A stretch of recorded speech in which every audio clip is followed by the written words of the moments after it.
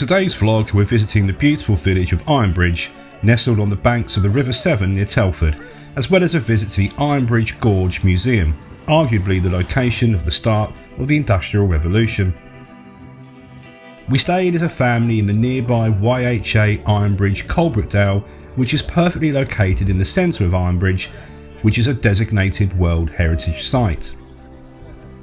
The area offers some beautiful walks through countryside and along the riverbank, and despite being the end of October, the weather was very good to us. Ironbridge is named after the first bridge to be produced using cast iron, which was opened in 1781 and built by Abraham Darby III, the grandson of Abraham Darby I. It was later restored in 2018. The Ironbridge proprietors also built the Tontine Hotel to accommodate visitors to the new bridge and to the industrial sites in the Severn Gorge.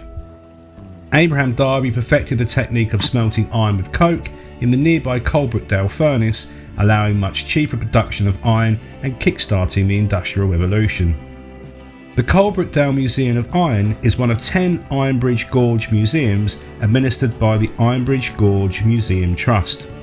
It's the home of the remains of the revolutionary water-powered blast furnace known as the Old Furnace. The Old Furnace began life as a typical blast furnace, but went over to coke in 1709. Abraham Darby I used it to cast pots, kettles and other goods. The lintels of the furnace bear dated inscriptions. The uppermost reads Abraham Darby 1777, probably recording its enlargement for casting for the Iron Bridge. Iron was now being made in large quantities for many customers, and in the 1720s and 30s its main products were cast iron cooking pots, kettles and other domestic articles. They also cast the cylinders for steam engines and pig iron used by other foundries. Alison DeVito, a retired teacher, explains a bit more about how the furnace worked. This is the charging coal, which is where they put all the raw materials in, and the raw materials were coke, limestone and ironstone, obviously that's the stone that's carrying the iron. And what they wanted to do was melt the ironstone to get the iron out. So that's where the iron came from, it was in stone? Yes, it's in ironstone. Iron ore. Yeah, iron ore. Hematite, let's to call it the correct word. And they had to have very, very high temperatures and also fluorite to take out the impurities from the iron as well.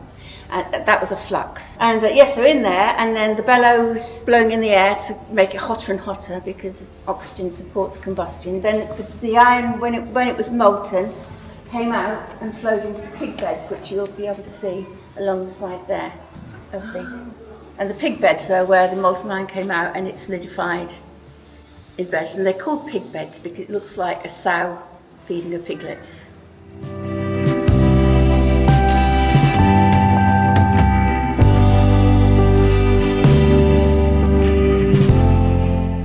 Further up the road in Coalbrookdale, we also visited the Quaker burial ground where many members of the Darby family are buried.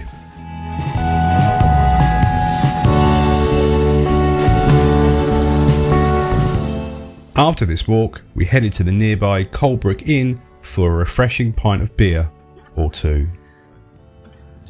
When is this? On the next vlog, we'll be visiting Coalport China Museum. If you aren't already subscribed, then please consider hitting that button. As always, thanks for watching, and we'll see you again soon.